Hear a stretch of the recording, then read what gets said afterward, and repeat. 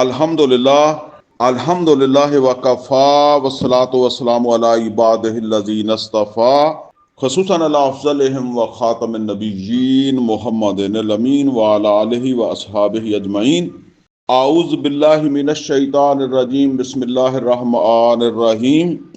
قال اللہ عز وجل فی کتابہ الکریم وَإِذْ قَالَ رَبُّكَ لِلْمَلَائِكَةِ إِنِّي جَاعِلٌ فِي الْأَرْضِ خَلِيفَةً قَالُوا أَتَجْعَلُ فِيهَا مَن يُفْسِدُ فِيهَا وَيَسْفِكُ الدِّمَاءَ وَنَحْنُ نُسَبِّحُ بِحَمْدِكَ وَنُقَدِّسُ لَكَ قَالَ إِنِّي أَعْلَمُ مَا لَا تَعْلَمُونَ وَعَلَّمَ آدَمَ الْأَسْمَاءَ كُلَّهَا ثم عرضهم على الملائكة فقال أنبئوني بأسماء هؤلاء إن كنتم صادقين قالوا سبحانك لا علم لنا إلا ما علمتنا إنك أنت العليم الحكيم.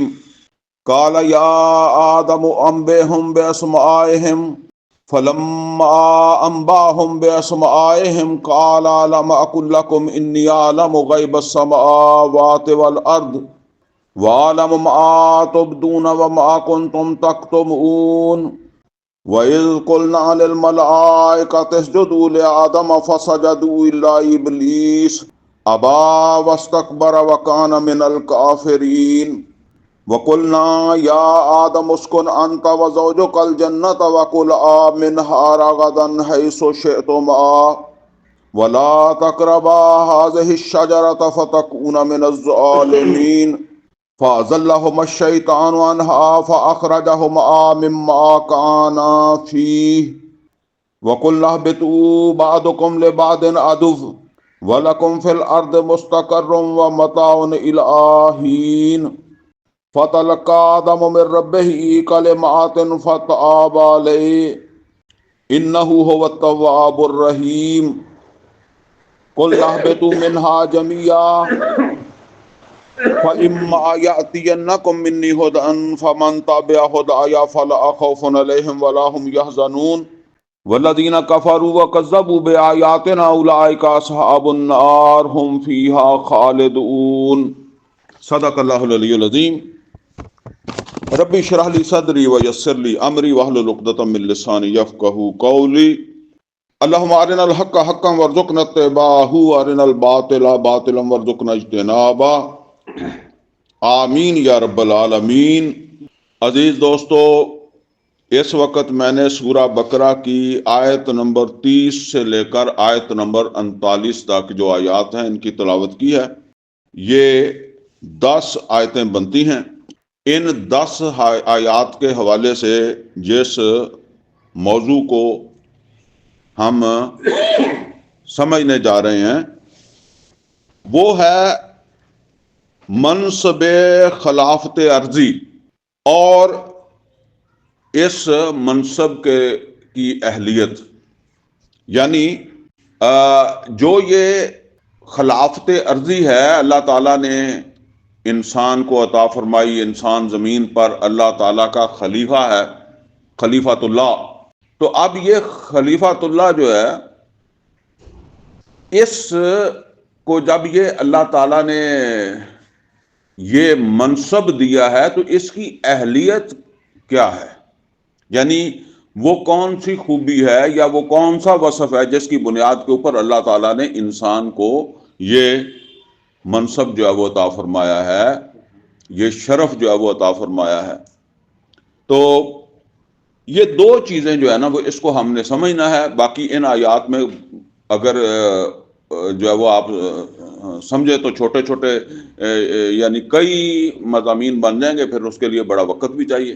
تو باقی چیزوں کو تو ہم صرف جو ہے نا وہ سرسری طور پر دیکھیں گے. یہ 2 چیزیں کہ یہ منصب اصل میں ہے کیا اور اس کے لیے اہلیت کیا ہے، یعنی اس منصب کا اہل ہونے کی کون سی جو ہے وہ آپ یوں سمجھ لیں خصوصیات ہیں یا کون سے اوصاف ہیں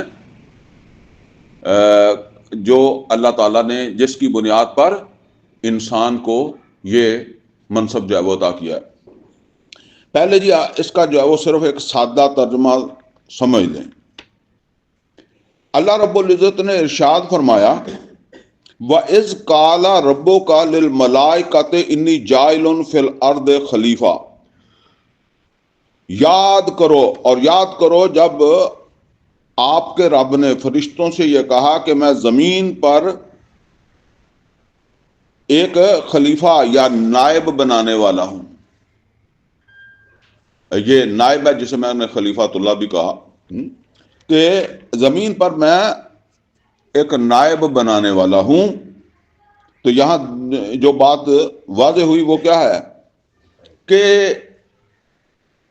یہ منصوبہ فرشتوں کے سامنے اللہ تعالی جو ہے وہ ان کے سامنے لا رہا ہے کہ میرا ایک منصوبہ ہے. ابھی آدم کو نہیں بنایا ہے، یہ منصوبہ ان پر واضح کیا ہے کیونکہ ان کی بھی اس میں کنٹریبیوشن ہونی تھی نا، فرشتوں کی بھی. تو اس وجہ سے جو ہے نا وہ ان پر یہ بات واضح کی گئی. اب اس وقت ہی اللہ تعالیٰ کے پروگرام کے اندر انسان جو ہے اس کو زمین کی خلافت دینی تھی. وَإِذْ قَالَ رَبُّكَ لِلْمَلَائِكَةِ إِنِّي جَاعِلٌ فِي الْأَرْضِ خلیفہ، یعنی کائنات میں زمین ہی کی خلافت کے لیے انسان کی تخلیق ہوئی تھی. کوئی آدمی یہ سمجھے کہ آدم جو ہے وہ دانا نہ کھاتے، پھل نہ، وہ درخت کا پھل نہ کھاتے تو شاید پھر یہ سلسلہ نہیں چلتا. تو اللہ نے جو تخلیق ابھی تو پیدا ہی نہیں کیا، تو اس وقت بھی اللہ کے منصوبے میں کیا ہے، زمین کی خلافت دینے کے لیے پیدا کیا. بنانے کا پروگرام ہے، پیدا کرنے کا نہیں. ابھی تو پروگرام ہے بنانے کا. پہلے یہ منصوبہ بتایا جا رہا ہے. جس طریقے سے ایک کو بڑا انجینئر ہوتا ہے نا، تو وہ اپنا منصوبہ، ظاہر ہے جہاں جن لوگوں نے اس پہ کام کرنا ہے ان کو سمجھانا تو پڑے گا. قَالُوا أَتَجْعَلُ فِيهَا مَن يُفْسِدُ فِيهَا وَيَسْفِكُ الدِّمَاءَ. تو وہ فرشتے جو ہے وہ کہنے لگے کیا تو بنائے گا اس میں وہ چیز جو اس میں فساد کرے گا اور خون ریزی کرے گا. گویا کہ وہ منصوبہ سمجھ کر فرشتوں نے اس لیے نتیجہ نکالا کہ یہ فساد کرنے والی ایک چیز ہوگا، خون ریزی، آپس میں قتل و غارت کرے گا. یہ بات غلط بھی نہیں ہے، انسان فساد بھی کرتا ہے، خون ریزی بھی کرتا ہے. تو اللہ تعالیٰ نے اس بات کے بارے میں تو نہیں ان سے کہا کہ تم جو ہے وہ غلط کہتے ہو، وہ تو خون ریزی نہیں کرے گا، وہ تو فساد نہیں کرے گا. اور انہوں نے یہ بات کہی کہ تو بنائے گا اس کے اندر وہ چیز جو خون ریزی کرے گا، فساد کرے گا. اور اس کے مقابلے میں وَنَحْنُ نُسَبِّحُ بِحَمْدِكَ وَنُقَدِّسُ لَكَ، ہم تیری تسبیح، تیری حمد اور تیرا تقدس بیان کرنے والے ہیں. یعنی مطلب یہ ہے کہ وہ جو مخلوق انسان یا آدم جو اللہ نے تخلیق کرنا تھا، اس کے اندر جو ہے وہ کمی جو تھی، وہ کمی انہوں نے جو ہے وہ بیان کی اس کی تخلیق کے اندر. تو دوسرے لفظوں کے اندر جو ہے وہ یہ فٹ نہیں ہے، یہ خون ریزی کرے گا، فساد کرے گا. تو پھر فٹ کون ہے؟ وہ کہتے ہیں کہ ہم فٹ ہیں. فرشتے کہتے ہیں ہم فٹ ہیں. اور ہم کیوں فٹ ہیں؟ جب اس کے اندر جو کمی ہے، اس کی جو کمزوری ہے وہ بتائی ہے، تو اپنی خوبی کیا بتائی ہے؟ نحنو نسبحو بحمدک ونقدس لک، کہ ہم تیری تسبیح، تیری حمد، تیرا تقدس جو ہے وہ کرنے والے ہیں. یعنی یہ ہے ہماری، مطلب یہ ہے کہ ہمارا وصف. اس کا مطلب یہ ہے کہ وہ یہ سمجھے کہ اللہ تعالیٰ نے جو یہ آدم کی تخلیق کرنی ہے، یہ تسبیح، حمد، تقدس کے لیے کرنی ہے. اور یہ نوٹ کر لیں کہ یہ تسبیح، حمد، تقدس یہ اصل میں کیا ہے؟ یہ ہے عبادت. عبادت ہم کہتے ہیں نا، نماز، روزہ، عمرہ، حج، ذکر، اذکار، اشراق، اوابین، صبح کا ذکر، شام کا ذکر و اذکار. ذکر و اذکار میں کیا ہوتا ہے؟ یا عمرے کے اندر کیا ہوتا ہے؟ نماز میں کیا ہوتا ہے؟ اللہ کی تسبیح سبحانک اللہم و بحمدک، پھر حمد الحمدللہ رب العالمین، تو اللہ تعالیٰ کا تقدس سبحان ربی الاعلی، سبحان ربی العظیم، یہ نماز میں تو سارا کچھ ہی آ رہا ہے نا۔ تو فرشتوں نے یہ سمجھا کہ آدم کی جو تخلیق ہو رہی ہے یہ ہمارے الفاظ میں عبادت کے لیے ہو رہی ہے، تو انہوں نے کہا کہ یہ عبادت جو ہے، تسبیح، تقدس، حمد، یہ ہم بہترین کر سکتے ہیں۔ اور یہ بات بالکل ٹھیک ہے کہ اس لیے کہ انسان کو جو مجبوریاں ہیں وہ فرشتے کو تو نہیں ہیں، یا انسان کی جو کمزوریاں ہیں فرشتے کی نہیں ہیں۔ ہم کتنا لمبا سجدہ کر سکتے ہیں، ہم جو ہے وہ کتنی لمبی نماز پڑھ سکتے ہیں، کتنی دیر تلاوت کر سکتے ہیں، تو فرشتے کو تو ہم تو اگر مولوی صاحب جو ہے وہ 5 منٹ کا سجدہ کر دیں تو سارے اٹھانا مشکل ہو جائے گا۔ تو فرشتہ تو اگر جب اللہ نے پیدا کیا اس وقت سے سجدے میں گیا تو وہ قیامت تک بھی سجدے میں رہے گا، ٹھیک ہے نا۔ تو انہوں نے یہ صحیح کہا کہ اس کام کے لیے یہ فٹ نہیں ہے، ہم فٹ ہیں۔ قال انی اعلم ما لا تعلمون، تو اللہ تعالیٰ نے فرمایا کہ جیسے کہتے ہیں اور تمہیں نہیں سمجھ آئی میرا کیا منصوبہ ہے، میں جانتا ہوں جو تم نہیں جانتے، یعنی جو میرا اصل پلان ہے، مقصد ہے، جو اس کو تم نہیں سمجھ سکے۔ اب اگلی بات ہے، فرمایا وَعَلَّمَ آدم الاسماء كلها ثم عرضهم على الملائکہ، تو سکھا دیے آدم نے، سکھا دیے آدم کو سب چیزوں کے نام، جو بھی چیزیں تھیں ان کے نام، ثم عرضهم على الملائکہ، پھر وہ چیزیں لایا فرشتوں کے سامنے۔ اب یہ سمجھ لیں کہ اللہ نے، اب وقت بات ہو رہی ہے کہ اس کے بعد اللہ نے آدم کو پیدا کر دیا، بنا دیا، اور بنانے کے بعد ایک مقام کے اوپر اسے رکھا، اسے جنت کہا، ٹھیک ہے۔ تو اس جنت کے اندر جو بھی چیزیں تھیں ان چیزوں کو ان کا استعمال جو ہے، ان چیزوں کا تعارف، وہ اللہ تعالیٰ نے آدم کو سکھا دیا، ٹھیک ہے۔ اچھا، ویسے تفصیل سے بات ہم دوبارہ کریں گے، لیکن یہاں یہ سمجھ لیں کہ یہ ایسے نہیں سکھائے جیسے بعض اوقات ہم کہتے ہیں کہ جی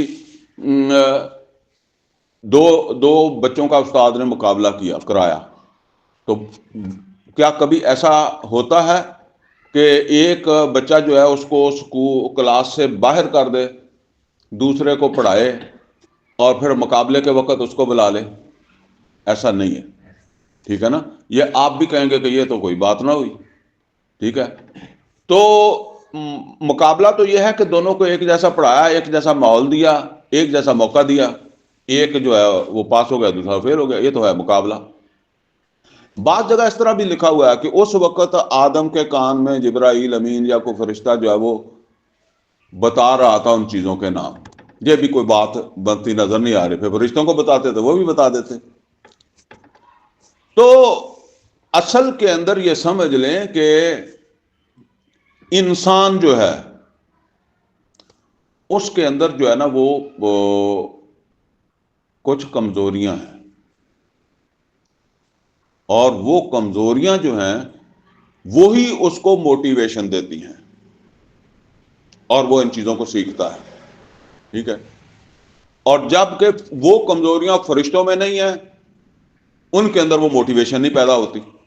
بس پھر آگے چل کر بات کرتے ہیں، یہ سمجھ لیں۔ وہ یہ ایسے ہی ہے جیسے ہم کہتے ہیں کہ جی اللہ نے ہمیں رزق دیا، تو اللہ نے آ کر حال تو نہیں چلایا، بیج نہیں ڈالا، محنت تم نے کیا ہے۔ اسی طرح ہی ہے، یعنی فرشتوں کو کوئی روکا نہیں گیا تھا، فرشتے وہ سیکھ ہی نہیں سکتے تھے، اور آدم سیکھ سکتا تھا، بس یہ بات ہے۔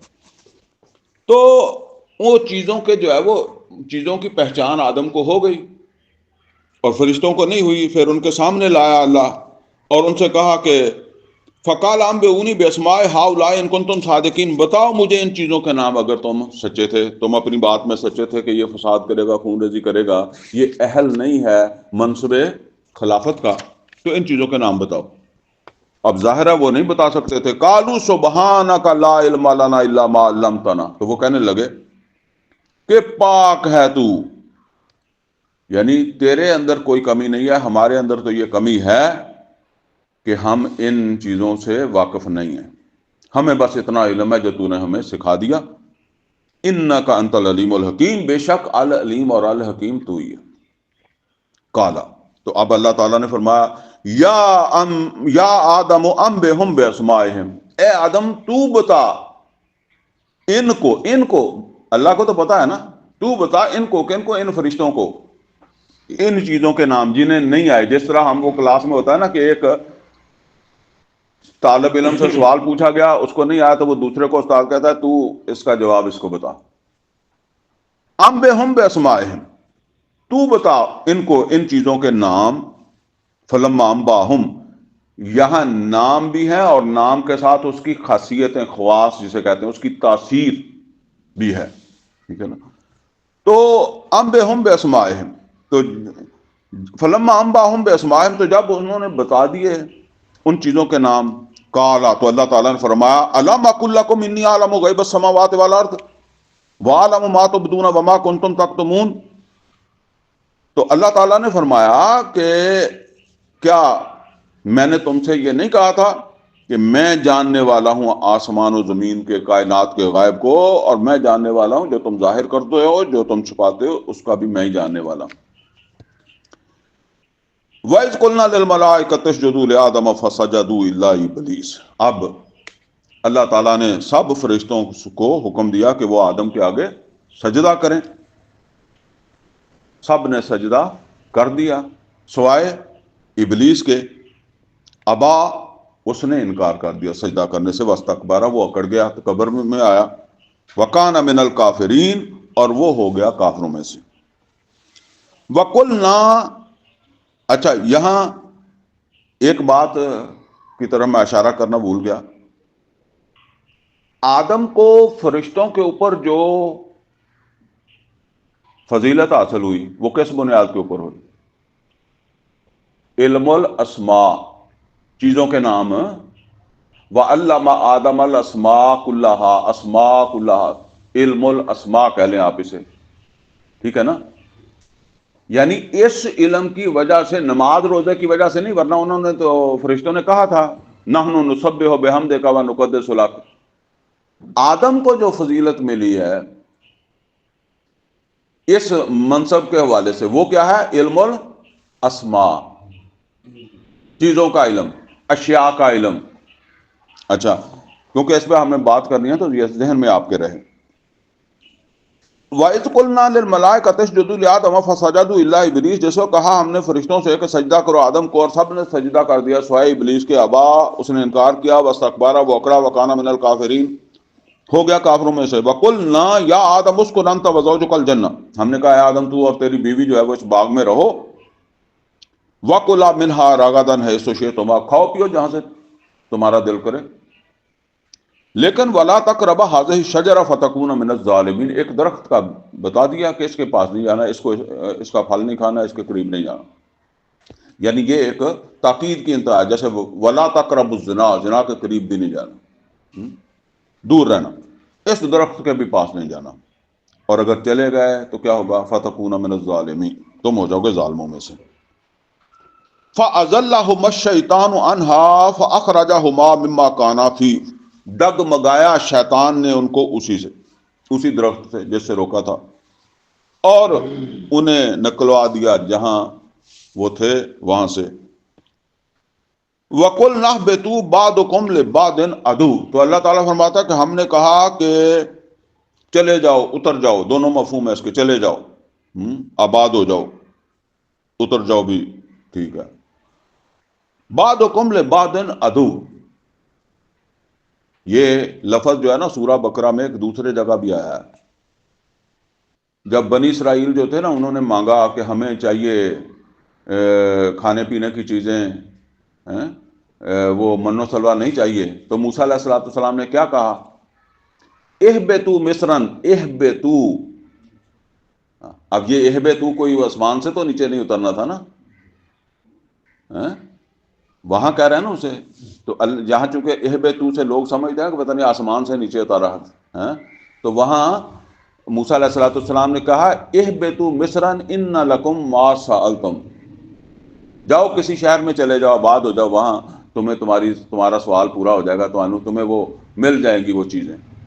تو یہاں بھی اللہ تعالیٰ نے کہا، بعض لوگوں کا ذہن یہاں رک جاتا ہے نا کہ اللہ نے کہا قل نہبطوا، قل نہ اہبطوا، وہی لفظ ہے، بعضکم لبعض عدو، تو اس سے ایسے محسوس ہوتا ہے کہ اوپر سے اتارا اور کہا کہ تم ایک دوسرے کے دشمن ہو۔ وَلَكُمْ فِي الْأَرْضِ مُسْتَقَرٌّ وَمَتَاعٌ إِلَىٰ حِينٍ، اور تمہارے لیے اب زمین کے اندر جو ہے وہ ایک وقت ٹھہرنا ہوگا، اور متاع الی حین، اور ایک وقت تک کا ساز و سامان برتنا ہوگا، یعنی جتنا ٹائم تم نے زمین میں رہنا اتنی دیر تک زمین پر جو کچھ ہے برتو کھاؤ پیو، ٹھیک ہے۔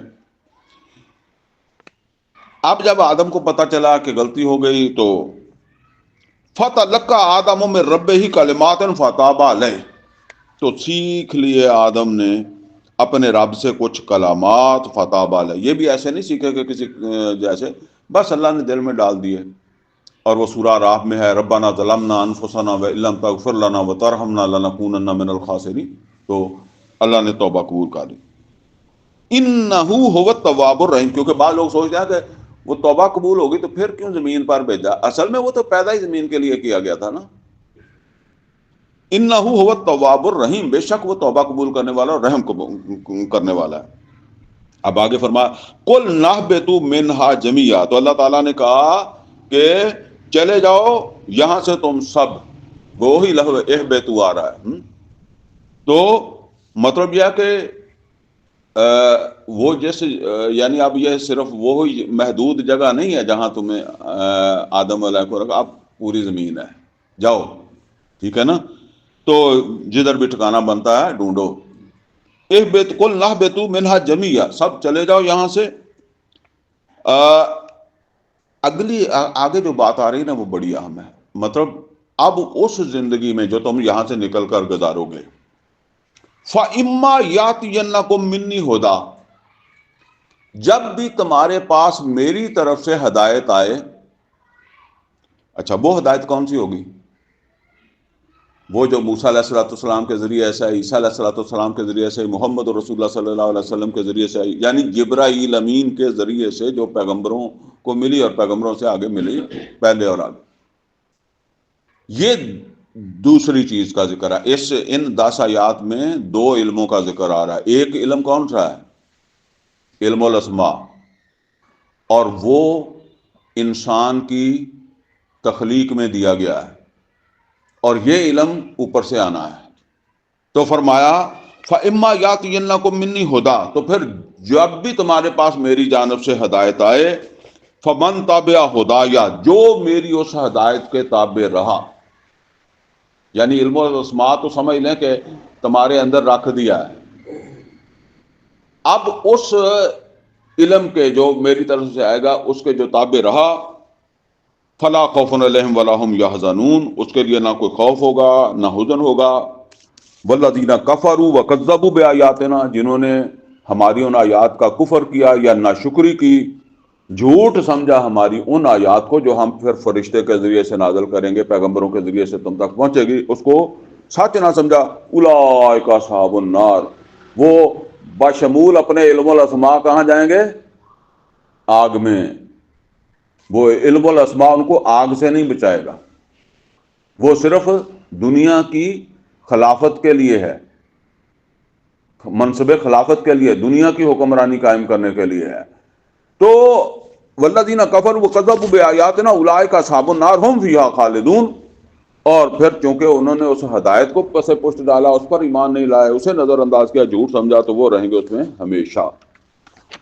اب ایک دفعہ میں موٹا موٹا جو ہے وہ پھر آپ کے سامنے اس کا خلاصہ جو ہے وہ بیان کر دوں کہ ایک منصوبہ اللہ تعالیٰ نے فرشتوں کے سامنے جو ہے وہ پیش کیا آدم کی تخلیق کے بارے میں، اور فرشتوں نے اس منصوبے کے حوالے سے اپنا ذہن یا اپنی جو بھی ان کی سوچ تھی کوئی یہ نہیں ہے کہ وہ اللہ تعالیٰ کے منصوبے پر اعتراض تو نہیں کر سکتے نا. جس طرح میں نے آپ کو مثال دی کہ ایک بڑا انجینئر ہے، اس کو کوئی بڑا منصوبہ لے کر چلنا ہے، تو اس میں کام کرنے والے جو لوگ ہیں، ورکر ہیں، ان سب کو جو ہے نا وہ اس منصوبے کے بارے میں آگاہ کرتا ہے نا، کیونکہ کام ان سے لینا ہے. تو اس میں ظاہر ہے کوئی بات اگر ایسی ہوگی تو وہ سوال جواب تو کر سکتے ہیں. تو اس طرح انہوں نے بھی سوال جواب کر لیا فرشتوں نے. تو فرشتوں نے انسان کی اندر جو کمی تھی کہ یہ فساد کرے گا، خون ریزی کرے گا، اس کی طرف جو ہے وہ اشارہ کیا کہ یہ اس وجہ سے ہم اسے فٹ نہیں سمجھتے، اور چونکہ ہم عبادت میں یہ ہمارے مقابلے کی عبادت تو کر نہیں سکتا، تو اس وجہ سے کون فٹ ہے؟ ہم فٹ ہیں. اپنی اہلیت بیان کی، اور اپنی اہلیت عبادت بیان کی. اور اللہ تعالیٰ نے جو ہے نا وہ پھر ان کے سامنے آدم کی جو برتری تھی فرشتوں پر، اس کو کس طریقے سے جو ہے وہ ظاہر کیا کہ وہ جہاں آدم کو پیدا کر کے بنا کر رکھا تھا، وہاں سے کی کچھ چیزیں جو تھی نا، ان کے بارے میں اللہ نے فرشتوں سے پوچھا کہ مجھے بتاؤ ان چیزوں کے بارے میں. وہ نہیں بتا سکے.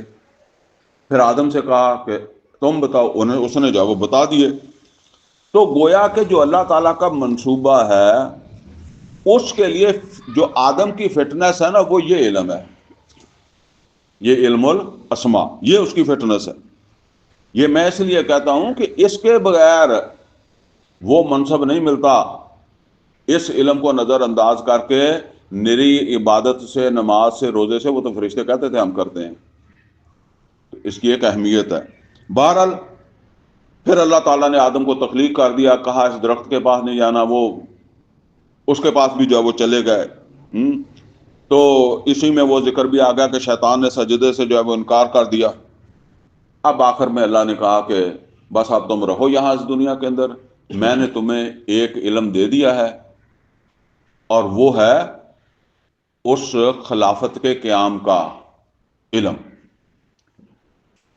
اور اب تمہارے پاس میری طرف سے ہدایت آئے گی، پیغمبروں کے ذریعے تم تک پہنچے گی، اور جو اس کے تابع رہے گا پھر اس کے لیے کوئی پریشانی نہیں ہے، پھر وہ کامیاب ہے.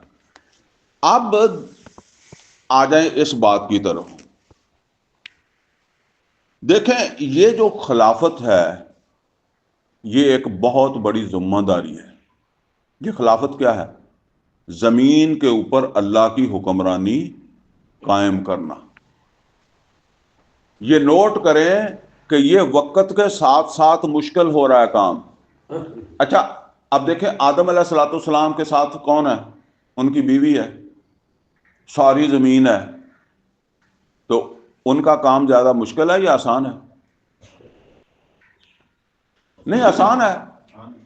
اپنے اوپر ہی مطلب یہ کہ آدم سربراہ ہیں، وہ رایا ہے بیوی، ٹھیک ہے نا؟ اتنے ہی احکامات ہوں گے نا. پھر بچے پیدا ہو گئے ہوں گے، تھوڑا سا اس میں اور ایک اضافہ ہو گیا. اچھا اب یوں سمجھ لیں کہ سب سے پہلا تو ہے انسان اپنے وجود کے اوپر خلافت قائم کرے نا. میں اپنے وجود کو اللہ کے تابع کروں. پھر اگر میرے شادی ہو گئے، بیوی ہو گئے، تو چلو ایک جب وہ خاندان وجود میں آ گیا، تو یہاں اللہ کی خلافت قائم ہو. پھر جب کئی سارے خاندان بن گئے ہوں گے تو اس کو کیا کہتے ہیں؟ اس کو کہتے ہیں قبیلہ. اب اس میں زیادہ پیچیدگی آ گئی ہے. پہلے تو صرف میاں بیوی کے ہی معاملات تھے نا، یا اولاد والدین کے تھے. اب ایک خاندان دوسرے خاندان کے معاملات بھی ہیں نا. تو اب شریعت بھی پہلی شریعت سے جو ہے وہ زیادہ گاڑی جو ہے نا وہ پھر اللہ تعالیٰ نے دی. اب وہاں جو قبیلے کا سربراہ ہے اس کی ذمہ داری ہے اللہ کی حکمرانی قائم کرنا. یہاں تک کہ اب کئی قبیلے، کئی قومیں، کئی نسلیں جو ہے وہ نبی صلی اللہ علیہ وسلم کے زمانے میں آپ دیکھیں، وہ عرب کے اندر جو ہے وہ معاشرہ اب وہ جو ایک گھرانے سے چلا تھا قبیلے تک پہنچا، تو اب وہ ایک ریاست تک پہنچا ہے نا. تو اب اس ریاست میں اللہ تعالیٰ کی حکمرانی قائم کرنی ہے. اور یہ اسی کو آپ آگے بڑھائیں. آج کا معاشرہ زیادہ پیچیدہ ہے یا نبی صلی اللہ علیہ وسلم کے زمانے کا؟ آج کا زیادہ پیچیدہ ہے نا. وہاں تو چلیں عرب ہی تھے نا، ٹھیک ہے نا، ایک زبان بولنے والے ہیں، قبیلے مختلف ہیں. یہاں تو سارا کچھ ہی مختلف ہوگا. تو یہ اور پیچیدگی جو ہے وہ پیدا ہوگی، اور مشکل ہوتا جا رہا ہے. یعنی وہ دین کا غلبہ جو ہے وہ وہ خلافت کا تقاضا جو ہے نا، اس کو پورا کرنا اور مشکل ہوتا جا رہا ہے.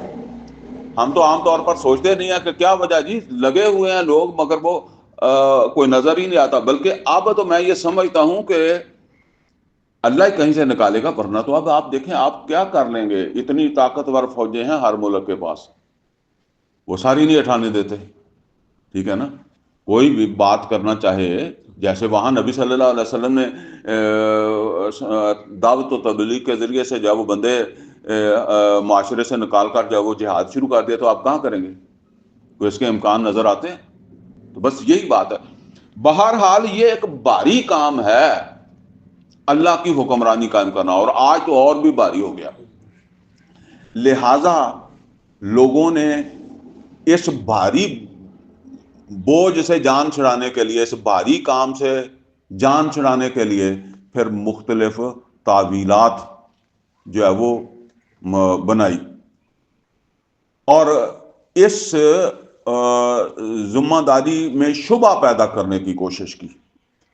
تو اب اس میں ایک چیز تو یہ سمجھ لیں جس کے ذریعے سے شبہ دینے کی کوشش کی گئی، تاکہ نہ کوئی یہ سمجھے کہ ہمارے اوپر ذمہ داری ہے اللہ کی حکمرانی قائم کرنے کی، نہ کوئی پریشان ہو کہ جی یہ کام ہم کر نہیں رہے تو اللہ ہمیں پوچھے گا، یا کوئی ہم کریں. اور ظاہر بات ہے کہ یہ اس طرح کا طرز عمل جو ہے وہ جو اسلام کے دشمن ہیں ان کو بھی پسند ہے. تو بعض لوگ ان کی خوشنودی کے لیے یا ان کے حوالے سے یہ کام کرتے ہیں، بعض لوگ جو ہے اس کو ویسے بوجھ سمجھ کے جو ہے وہ اس سے جان چھڑاتے ہیں. تو بہرحال اس میں پہلی چیز سمجھ لیں کہ خلیفہ جو ہے اس کا ایک مطلب یہ ہے پیچھے آنے والا. خلف کہتے ہیں پیچھے کو. عربی زبان کے اندر جو ہے نا وہ پیچھے مڑ، اس کے لیے کہتے ہیں خلف دور. خلف دور، پیچھے مڑ. اچھا، اب یہ سمجھ لیں جی کہ یہ اسی معنی میں ابو بکر صدیق رضی اللہ تعالیٰ عنہ کو خلیفۃ الرسول کہتے ہیں. معلوم ہے، اب عمر فاروق رضی اللہ تعالیٰ عنہ کو خلیفۃ الرسول نہیں کہتے، علی رضی اللہ تعالیٰ عنہ کو نہیں کہتے، عثمان غنی رضی اللہ تعالیٰ عنہ کو نہیں کہتے. ابو بکر صدیق رضی اللہ تعالیٰ عنہ کو اس لیے کہتے ہیں کہ وہ رسول صلی اللہ علیہ وسلم کے پیچھے آ رہے ہیں، یعنی رسول کے پیچھے خلف میں آ رہے ہیں. اور ابو بکر صدیق رضی اللہ تعالیٰ عنہ کے خلف میں کون آ رہے ہیں؟ عمر فاروق رضی اللہ تعالیٰ عنہ. تو عمر فاروق رضی اللہ تعالیٰ عنہ کے خلف میں کون آ رہے ہیں؟ عثمان رضی اللہ تعالیٰ عنہ. اور عثمان رضی اللہ تعالیٰ عنہ کے خلف میں کون آ رہے ہیں؟ علی رضی اللہ تعالیٰ عنہ. میں نے کہا آپ کو بات اچھے طریقے سے سمجھ آ جائے. تو اسی وجہ سے صرف ابو بکر صدیق رضی اللہ تعالیٰ عنہ کو خلیفۃ الرسول کہا جاتا ہے کہ وہ رسول کے خلف میں آئے ہیں. تو ایک یہ ابہام پیدا کیا جاتا ہے کہ جی اس زمین کے اوپر انسانوں سے پہلے کون آباد تھا؟ جنات آباد تھے، اور ان کے خلف میں کون آ گیا؟ انسان آ گیا.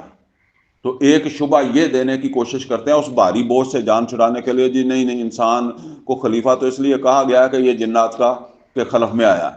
ٹھیک ہے نا. یعنی وہ جو جہاد اور وہ اللہ کی حکمرانی قائم کرنا اس کی طرف توجہ ہی نہ ہو. تو ایک تو یہ اس طرح کوشش کی جاتی ہے. دوسری کوشش جو ہے وہ اس طرح کی جاتی ہے کہ خلیفہ کا جو دوسرا مطلب ہے وہ ہے نائب. خلیفہ نائب. تو پھر انسان کس کا نائب ہوا؟ اللہ کا، خلیفۃ اللہ.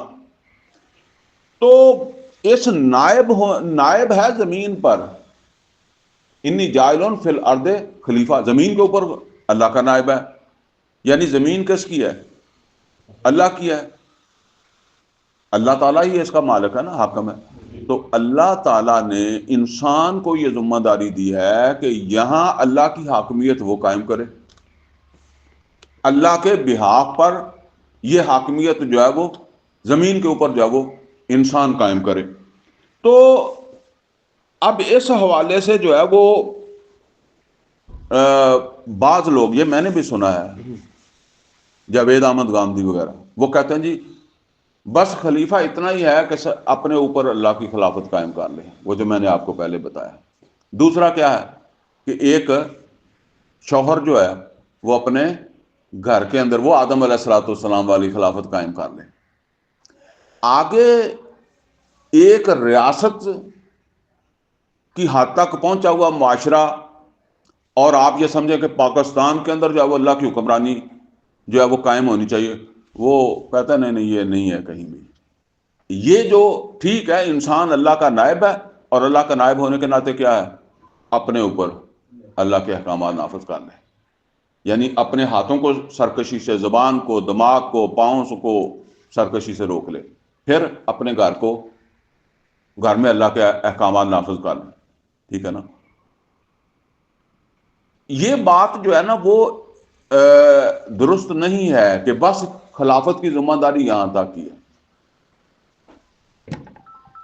قرآن کریم کے اندر سورہ نور جو ہے یہ نازل ہوئی ہے سن 5 میں غزوہ خندق کے زمانے میں۔ تو غزوہ خندق کے زمانے میں سورہ نور نازل ہو رہی ہے، جب کہ آپ یہ سمجھ لیں کہ اچھی خاصی تعداد مسلمانوں کی ہے، مسلمانوں کا ایک فیملی سسٹم تھوڑا بن گیا ہے۔ تو اس کا مطلب یہ ہے کہ مسلمان اپنے وجود کے اوپر اللہ کے احکامات نافذ کر رہے ہیں غزوہ خندق سے پہلے کہ نہیں کر رہے؟ کر رہے ہیں، خلیفہ تو ہیں۔ پھر کیا وہ اپنے گھروں کے اوپر جو ہے وہ خلیفہ نہیں ہے، وہاں اللہ کے احکامات نافذ نہیں کرتے ہیں؟ تو پھر اللہ نے یہ کیوں کہا سورہ نور کی آیت نمبر 55 میں، وعد اللہ الذین آمنوا منکم وعملوا الصالحات لیستخلفنہم فی الارض۔ اللہ تعالیٰ نے وعدہ کیا، مسلمانوں اللہ تعالیٰ نے وعدہ کیا ہے تم میں سے جو ایمان لا کر اچھے عمل کریں گے۔ کس چیز کا وعدہ کیا ہے؟ لَيَسْتَخْلِفَنَّهُمْ فِي الْأَرْضِ، کہ وہ ان کو لازماً زمین پر خلافت عطا کرے گا۔ یعنی یہ تو خلافت ابھی عطا کرنی ہے، تو وہ تو پہلے خلافت لے کر بیٹھے ہوئے ہیں اپنے وجود پر بھی اور اپنے گھروں کے اندر بھی۔ تو یہ کون سی خلافت ہے؟ یہ اصل کے اندر جو ہے وہ خلافت ہے کہ جو یوں سمجھ لیں کہ جو پھر نبی کریم صلی اللہ علیہ وسلم نے پورے عرب کو زیر کر کے ایک ریاست کی سطح پر اللہ تعالیٰ کی حکمرانی جو ہے وہ قائم کی۔ اور اس حوالے سے یہ سمجھ لیں کہ سورہ صاد آیت نمبر 26 میں اللہ تعالیٰ نے داؤد علیہ السلام کے تذکرے میں یہ بات فرمائی ہے۔ آپ کو پتا کہ داؤد علیہ السلام جو خلیفہ تھے وہ اپنے وجود پر بھی تھے اور اپنے گھر میں بھی تھے اور ایک ملک میں بھی تھے۔ سمجھ آئی نا بات کی؟ ایک ملک کے بھی وہ حکمران تھے۔ تو اللہ تعالیٰ نے فرمایا کہ یا داؤد انا جعلناک خلیفۃ فی الارض، اے داؤد ہم نے تجھے زمین میں خلیفہ بنا دیا ہے۔ فاحکم بین الناس بالحق، تو اس خلیفہ کا پھر کام کیا ہے؟ یہاں یہ نہیں کہا کہ اپنے گھر والوں کے اوپر نافذ کر لے یا اپنے وجود کے اوپر نافذ کر لے۔ فاحکم بین الناس، الناس جتنے بھی لوگ تیری سلطنت میں ہیں سب کے اوپر، فاحکم بین الناس بالحق، لوگوں کے درمیان حکومت کرو حق کے ساتھ، یعنی اللہ کے احکامات کے مطابق یہ حکومت قائم کرنا، یہ تیری اس خلافت کا تقاضا ہے۔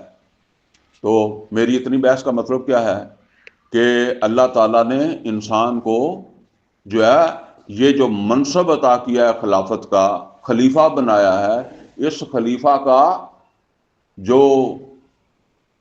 تقاضا ہے، اس منصب کا جو تقاضا ہے، وہ سب سے پہلے تو یہ ہے کہ اپنے وجود کے اوپر اللہ کی حکمرانی، پھر اپنے گھر میں، اور پھر اس سے بڑھ کر جو ہے نا وہ ایک ریاست کی سطح تک اس کو جو ہے وہ محمد رسول اللہ صلی اللہ علیہ وسلم نے پہنچایا، اور اس کو پہنچانے کی کوشش کرنا، یہ اس منصب کا تقاضا ہے۔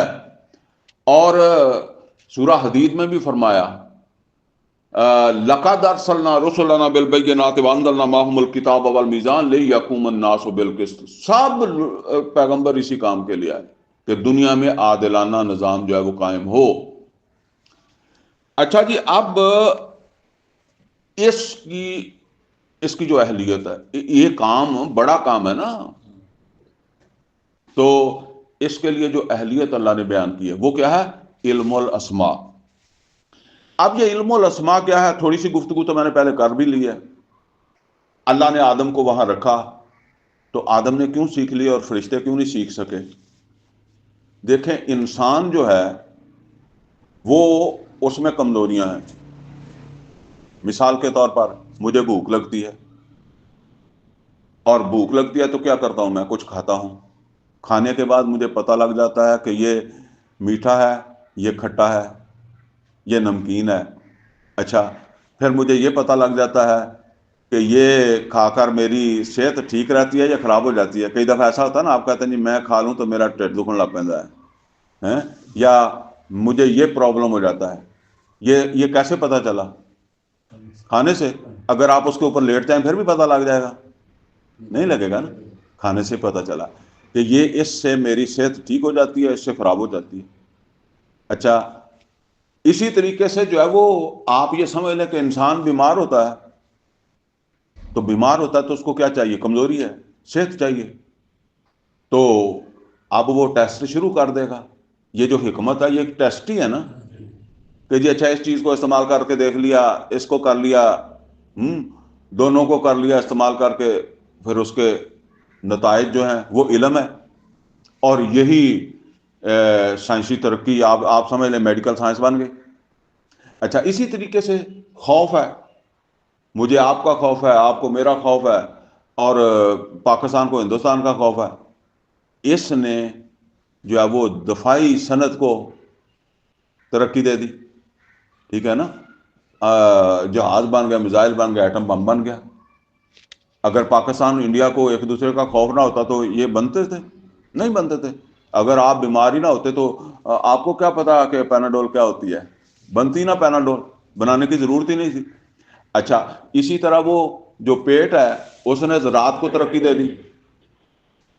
تو یہ وہ چیزیں ہیں جن کی بنیاد کے اوپر اس دنیا کے اندر جو ہے وہ دنیا کے اندر حکمرانی قائم ہوتی ہے.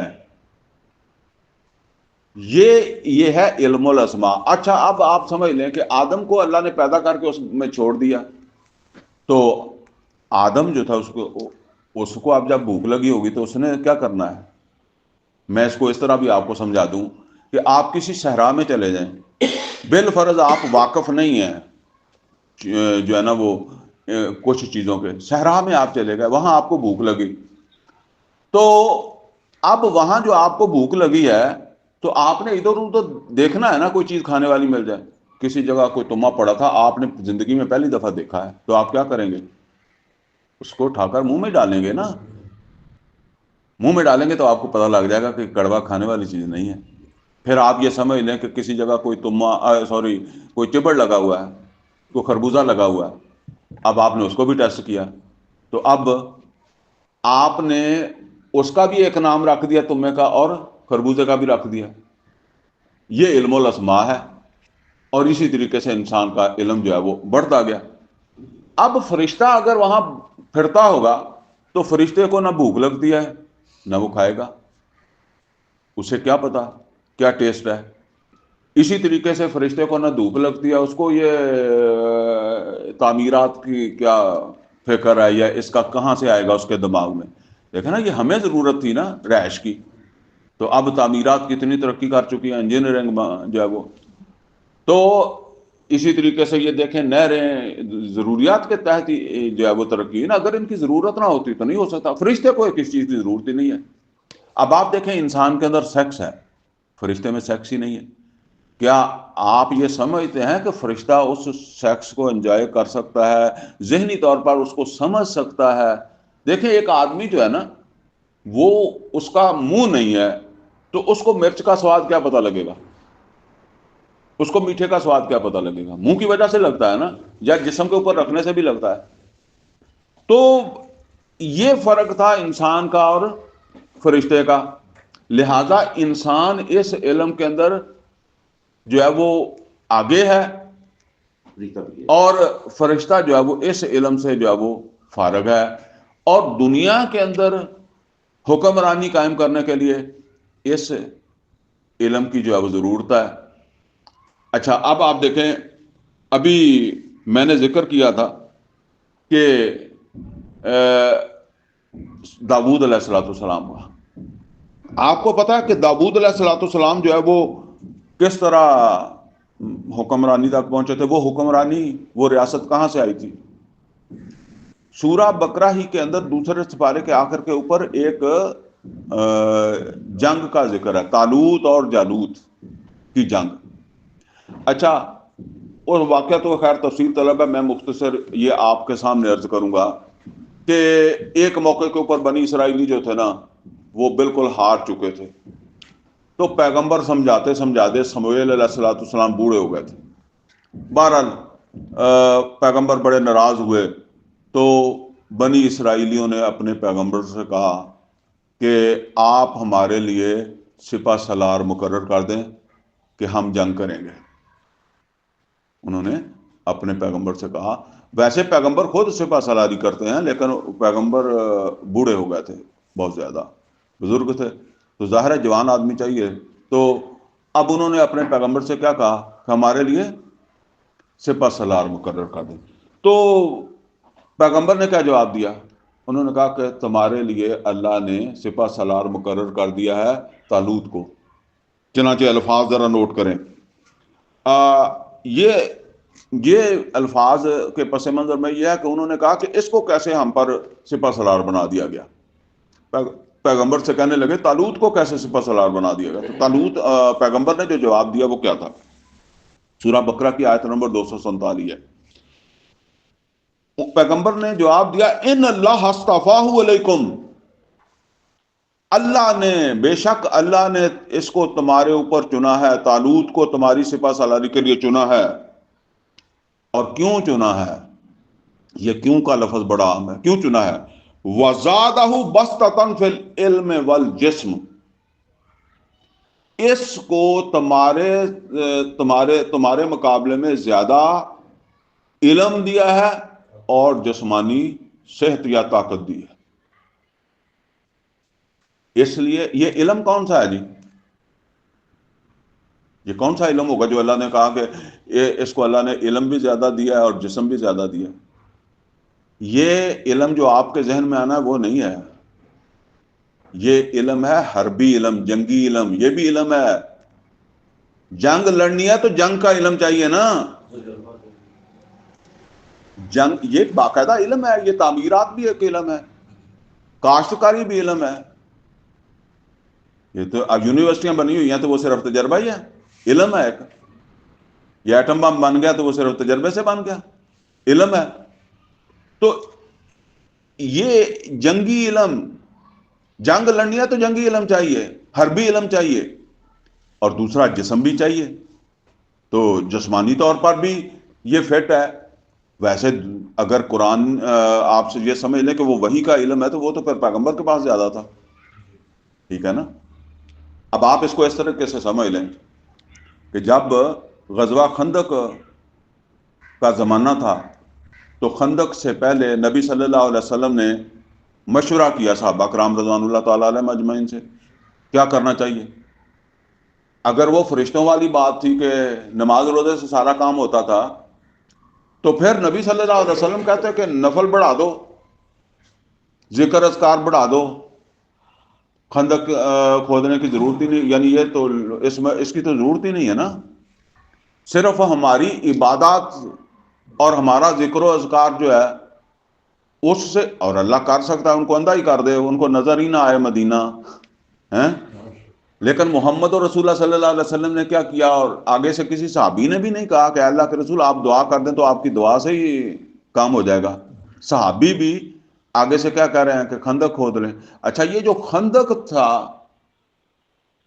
یہ اس وقت کا حربی یا جنگی علم تھا، اور یہ حربی یا جنگی علم جو ہے وہ مسلمانوں کا نہیں تھا. یہ اہل فارس کا تھا، وہ سلیمان فارسی تھے جنہوں نے کہا.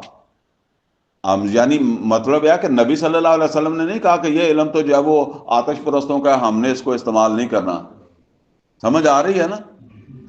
نبی صلی اللہ علیہ وسلم نے نہیں کہا کہ یہ آتش پرستوں کا علم ہم نے استعمال نہیں کرنا. نبی صلی اللہ علیہ وسلم خود بھی اس کے اندر جو ہے وہ لگے اور یہ خندق جو ہے وہ کھودی ہے. تو یہ ہے جی اصل کے اندر وہ علم الاسماء جس کے ذریعے، جس کی بنیاد پر طالوت کو جو ہے وہ اللہ تعالیٰ نے منتخب کیا، اور نبی صلی اللہ علیہ وسلم نے بھی اس کے اوپر استفادہ کیا. اور اس کے بغیر آج آپ چاہتے ہیں کہ دنیا کے اندر اللہ کی حکمرانی قائم کریں، تو آپ کیا صرف وہ نحن نسبح بحمدک و نقدس لک نماز روزہ حج زکوٰۃ سے قائم کر لیں گے؟ نہیں کر سکتے. یہ چیزیں واضح نہیں ہیں. وہ ہمارے بعض لوگ اسی طرح ہی سوچتے ہیں کہ جی اصل میں نماز میں ہی کمی ہے، ہر پاسے ہی کمی ہے. اور یہ علم اللہ تعالیٰ نے انسان کو اس کی تخلیق کے ساتھ دیا ہے، باقی عقل سمجھ دی ہے، اور پھر اس علم کو جو وہ ترقی حاصل ہوتی ہے. یہ علم الاسماء کی بات کر رہا ہوں. اچھا، اب دو چیزیں میں نے آپ کے سامنے واضح کر دی. ایک یہ ہے کہ وہ منصب خلافت اور اس کا تقاضا کیا ہے، اور دوسرا علم الاسماء. ٹھیک ہے. اب ایک تیسری چیز سمجھ لیں کہ ایک اور علم کی بھی بات آئی تھی، وہ ہے علم وحی. اللہ نے کہا کہ جاؤ، یہ علم الاسماء دے دیا تمہیں، جاؤ، باقی تمہیں آنکھیں کان دے دیے. سورہ بنی اسرائیل میں فرمایا آیت نمبر 36 میں وما تکفو میں ولا تکفو بما آیت نمبر 36 ہے، لیکن اب الفاظ نہیں میرے اتفاق سے زبان کے اوپر جو وہ چڑھ رہے. تو اس میں اللہ تعالیٰ نے فرمایا کہ ایسے ہی قیافوں کے اوپر عمل نہ کیا کرو. ان السمع والبصر والفؤاد کل اولئک کان عنہ مسئولا. یہ تمہیں آنکھیں کان دماغ یہ سب دیا گیا ہے. تو یہ جو کمزوریاں ہیں اس کی بنیاد پر آدمی کے اندر جو ہے وہ ایک جذبہ پیدا ہوتا ہے اپنی اس کمزوری جو ہے اس کا حل ڈھونڈنے کا، اور پھر انسان کی عقل سمجھ دل و دماغ جو ہے اس کے ذریعے سے پھر کسی نہ کسی طرف جو ہے وہ لگ جاتا ہے، تجربے کرنے کرتے کرتے جو ہے وہ حل ڈھونڈ لیتا ہے. تو اب اس میں یہ سمجھ لیں کہ جس کے پاس علم الاسماء ہوگا وہ دنیا کے اندر حکمرانی کرے گا. نوٹ کریں، جس کے پاس علم الاسماء ہوگا دنیا میں حکمرانی وہ کرے گا، اور اگر وہ نہیں ہوگا تو بے شک عبادات میں جو ہے نا وہ آگے ہوں گے، مسلمان آگے ہوں گے، وہ نہیں جو ہے نا وہ دنیا کی حکمرانی ان کے پاس نہیں آ سکتی. البتہ ایک بات اللہ نے کہی ہے کہ اگر تم نے جو ہے وہ ایمانداری کے ساتھ کوشش کی تو میں تمہاری مدد کروں گا. ٹھیک ہے نا؟ وہ آپ ایسے سمجھ لیں کہ جس طرح سورہ انفال کے اندر آتا ہے کہ جو ہے وہ اگر وہ 2000 ہوں گے تو تمہارے 1000 ان کے مقابلے میں. وہ تخفیف کے بعد یہ بات آئی ہے. ٹھیک ہے نا؟ وہ شروع کے اندر تو میرا خیال 1 اور 10 کا تھا نا، تو بعد میں کہ 1 اور 2 کا جو ہے وہ. تو آپ اس کو سمجھ لیں کہ بھائی اتنا کوئی فرق ہوگا تو اللہ تعالیٰ مدد بھی کر دے گا. وہ خندق کھودی ہے تو اللہ نے مدد بھی کر دی. وہ خندق نہیں نرا بچا لیا، پیچھے ایک طوفان بھی آیا. سمجھ رہے نا؟ تو اگر تم نے اپنا وہ علم الاسماء جو ہے جتنے تک تمہاری صلاحیت تھی تم نے اس کو بھرپور طور پر جو ہے وہ استعمال کیا ہے تو پھر اللہ تعالیٰ کی تائید بھی جو ہے تمہارے لیے جو آ جائے گی. بس یہ بات ہے. باقی اب یہ سمجھ لیں جی کہ یہ جو علم الاسماء ہے اس کے اوپر بھی ایک علم ہے. وہ کون سا علم ہے؟ وہ ہے علم وحی، جو اللہ نے کہا کہ اب تم دنیا میں جاؤ فَإِمَّا يَأْتِيَنَّكُم مِّنِّي هُدًى، جب تمہارے پاس میری طرف سے ہدایت آئے فَمَن تَبِعَ هُدَايَ فَلَا خَوْفٌ عَلَيْهِمْ وَلَا هُمْ يَحْزَنُونَ. اس کا کیا مطلب ہے؟ اس کا مطلب یہ ہے کہ یہ جو پیغمبروں کے ذریعے سے میرا علم آئے گا تمہارے پاس وہ اوپر ہوگا، اس کے نیچے تم نے علم الاسماء کے ذریعے سے اللہ کی حکمرانی قائم کرنی ہے. کیا مطلب ہے؟ دیکھیں حکمرانی تو قائم کیا امریکہ نے قائم کیا تو وہ کس علم کی بنیاد کے اوپر کیا ہے؟ علم الاسماء کی بنیاد کے اوپر. اگر اس کے اوپر اللہ کا یہ جو آپ سمجھیں قرآن و سنت، اب یہ ٹھیک ہے نا، اگر وہ حکمرانی قرآن و سنت کے تابع ہو جائے تو خلافت، خلیفۃ اللہ کی خلافت یہی ہے نا، اللہ کی نیابت.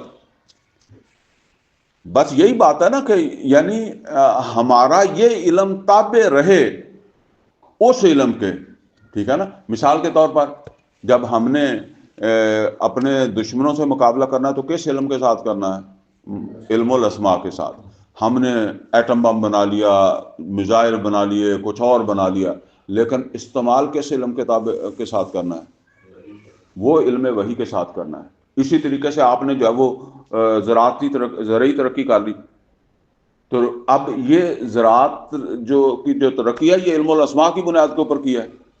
تو اب اس میں سے زکوٰۃ دینی ہے، غریب یتیم کا حصہ نکالنا ہے اور ضائع نہیں کرنا، یہ کس علم کی بنیاد کے اوپر ہے؟ قرآن و سنت کے تابع ہے نا یہ.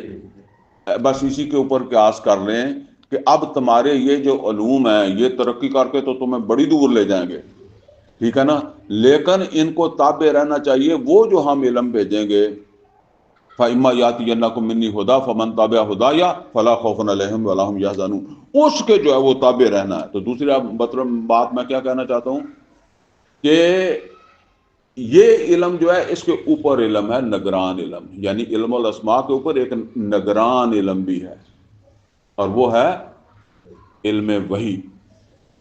تو بس یہی مسئلہ ہے، باقی نظام تو اسی طرح ہی چلنا ہے.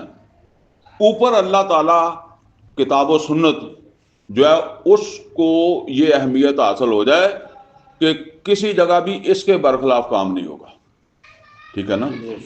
تو بس یہی خلافت ہے. اچھا ایک چیز بس میں اور تھوڑی سی آپ کو جو ہے وہ بتا دوں کیونکہ وہ موضوع سے متعلق ہے. ڈاکٹر اسرار احمد صاحب محترم جو ہے نا وہ ایک بات کہا کرتے تھے کہ اب خلافت راشدہ کا نظام دوبارہ کبھی قائم نہیں ہوگا. تو وہ بعض لوگوں کو وہ سمجھ نہیں آتی، حیرت بھی ہوتی ہے. تو یہ اصل کے اندر سمجھ لیں ہر چیز جو ہے نا اس کی ایک اپنی خاصیت ہے. مثلا دور نبوت ہے، یعنی جب نبی صلی اللہ علیہ وسلم حکمران تھے، تو کیا کوئی بندہ یہ سمجھتا ہے کہ خلفاء راشدین کا یا ابو بکر صدیق رضی اللہ تعالیٰ عنہ کا عمر جو ہے، یا ابو بکر صدیق رضی اللہ تعالیٰ عنہ کا جو دور حکومت ہے، یا عمر فاروق رضی اللہ تعالیٰ عنہ کا دور حکومت ہے، یہ بالکل اسی طرح کی خاصیت رکھتا ہے جو محمد رسول اللہ صلی اللہ علیہ وسلم کا جو ہے وہ زمانہ تھا؟ فرق ہے. اور پھر اس کے بعد یہ تو صحابہ کا دور ہے، کسی تابعی کا زمانہ وہ صحابی کے زمانے جیسا ہو سکتا ہے؟ نہیں ہو سکتا. یہ فرق ہے. جس طرح سورہ نساء میں فرمایا وَمَن يُطِعِ اللَّهَ وَرَسُولَهُ فَأُولَٰئِكَ مَعَ الَّذِينَ أَنْعَمَ اللَّهُ عَلَيْهِم مِّنَ النَّبِيِّينَ وَالصِّدِّيقِينَ وَالشُّهَدَاءِ وَالصَّالِحِينَ وَحَسُنَ أُولَٰئِكَ رفیقا. بھائی نبی ہے، صدیق ہے، شہید ہے اور صالح ہے، ایک اپنا ان کا جو درجہ ہے. نبی صلی اللہ علیہ وسلم نے بھی فرمایا خیر القرون کرنی ثم الذین یلونہم ثم الذین یلونہم. نبی صلی اللہ علیہ وسلم فرمایا بہترین زمانہ میرا ہے، پھر اس کے بعد یعنی وہ خلفاء راشدین کا زمانہ ہے، اور پھر اس کے بعد تو آپ نے جو ہے وہ کچھ نہیں کہا، سب کا ایک جیسا نہیں ہے. اچھا بعض لوگ یہ بات اس وجہ سے زیادہ اہم ہے کہ بعض لوگ کہتے ہیں جی ہم جدوجہد کر رہے ہیں، کوشش کر رہے ہیں خلافت راشدہ کے نظام کے لیے. یہ بات سمجھنی بڑی ضروری ہے. خلافت راشدہ کا نظام دوبارہ قائم نہیں ہوگا. اس کی وجہ کیا ہے؟ اس کی وجہ یہ ہے کہ وہ خاصیت جو خلفائے راشدین کی تھی وہ تو امیر معاویہ رضی اللہ تعالیٰ عنہ کو بھی حاصل نہیں ہوئی. سمجھ آ رہی ہے آپ کو؟ امیر معاویہ رضی اللہ تعالیٰ عنہ صحابی ہیں، تو کیا امیر معاویہ رضی اللہ تعالیٰ عنہ کو مسلمان جو ہیں اس پوری تاریخ میں خلیفہ راشد مانتے ہیں یا ان کے دور کو جب وہ خلافت راشدہ مانتے ہیں؟ ایک صحابی نہیں، جو کم از کم صحابی تو ہے نا، ان کا دور نہیں بن رہا. پھر آپ دیکھیں کہ اس کے بعد آج تک 14-15 صدیوں میں کوئی ایک بھی زمانہ نہیں ہے جس کو ہم خلافت راشدہ کہہ سکیں یا خلیفہ راشد کسی کو کہہ سکیں. تو اب وہ خلیفہ راشد کہاں آئے گا, وہ خلافت راشدہ کہاں سے آئے گی؟ اب ڈاکٹر صاحب کہا کرتے تھے اب جو خلافت قائم ہونی ہے وہ خلافت عامہ ہوگی, عوامی خلافت ہوگی, اور وہ قرآن و سنت کے تابع ہی ہوگی. بس اسی فرق کے ساتھ کہ جس طریقے سے ہم کہتے ہیں کہ جی نبی صلی اللہ علیہ وسلم کا زمانہ جو ہے نا اس کا مقابلہ ابو بکر صدیق رضی اللہ تعالیٰ عنہ یا عمر فاروق رضی اللہ تعالیٰ عنہ کا زمانہ نہیں کرتا, بلکہ حقیقت یہ ہے کہ عمر فاروق رضی اللہ تعالیٰ عنہ کا زمانہ جو ہے نا یہ مقابلہ نہیں کرتا ابو بکر صدیق رضی اللہ تعالیٰ عنہ کا بھی. ایک واقعہ ہے کہ جس وقت ابو بکر صدیق رضی اللہ تعالیٰ عنہ کو غسل دیا جا رہا تھا نا, تو علی رضی اللہ تعالیٰ عنہ سے یہ حدیث مروی ہے کہ وہ کہتے ہیں کہ میرے کندھے پہ ایک آدمی نے ہاتھ رکھا ہوا تھا کہ پیچھے سے کسی نے جب غسل دیا جا رہا تھا تو پیچھے سے ایک بندہ کہنے لگا اللہ رحم کرے ابو بکر پر, اس نے میرے لیے مشکلات پیدا کر دی. کہتے ہیں میں نے جب پیچھے مڑ کر دیکھا تو وہ عمر تھے, یعنی مجھے خلیفہ بنا گیا ہے, اب لوگ اس کی خوبیاں میرے اندر تلاش کریں گے. سمجھ گئے؟ تو کہاں وہ ساتھ ساتھ ہیں, ان کے اندر اتنا فرق ہے. اب نبی صلی اللہ علیہ وسلم ابو بکر صدیق رضی اللہ تعالیٰ عنہ ساتھ ساتھ ہے, ابو بکر صدیق رضی اللہ تعالیٰ عنہ عمر فاروق رضی اللہ تعالیٰ عنہ ساتھ ساتھ ہے. تو آج 1500 سال بعد پوری تاریخ میں کوئی خلیفہ راشد نہیں آیا, کوئی خلافت راشدہ قائم نہیں, تو اب کیسے ہو جائے گی؟ اور اس خلیفہ کو راشد ہونے کا سرٹیفکیٹ کون جاری کرے گا؟ یعنی ان خلفاء کو تو اللہ کے رسول نے سرٹیفکیٹ جاری کیا نا. آپ نے کہا میرے بعد 30 سال تک جو ہے وہ خلافت راشدہ رہے گی, اور میرے بعد جو ہے وہ خلفاء ہوں گے, خلفاء راشدین ہوں گے, علیکم بسنتی و سنت الخلفاء الراشدین المہدیین. تو اب ظاہر بات ہے کہ ان کو کون سرٹیفکیٹ دے گا؟ ہمارے تو پھر کئی مسئلے ہیں. اہل حدیث ہوگا تو اس کو باقی نہیں مانیں گے, نہ بریلوی مانے, نہ دیوبندی مانے, نہ ان کا ہو گیا تو باقی نہیں مانیں گے, شیعہ نہیں مانیں گے, تو اور بھی پتہ نہیں کس طریقے سے وہ خلیفہ ہی بنے گا. تو اس خلیفہ کے اوپر تو سارے متفق بھی نہیں ہوئے, وہ تو پھر ایسے ہی ہے کہ اکثریت جدھر ہوگی وہ بن جائے گا, جیسے اس کے ساتھ ہوں گے, باقی مخالف بھی رہیں گے. تو بہرحال یہ خلافت عامہ ڈاکٹر صاحب کہا کرتے تھے کہ یہ قائم ہوگی انشاءاللہ, اور قیامت سے پہلے قائم ہوگی. ہمیں اس کی جد و جہد کرنی چاہیے. اللہ تعالیٰ سے دعا ہے کہ اللہ ہمیں قرآن کا فہم عطا فرمائے, عمل کی توفیق عطا فرمائے. اقول قولی ھذا واستغفر لی ولکم ولسائر المسلمین والمسلمات.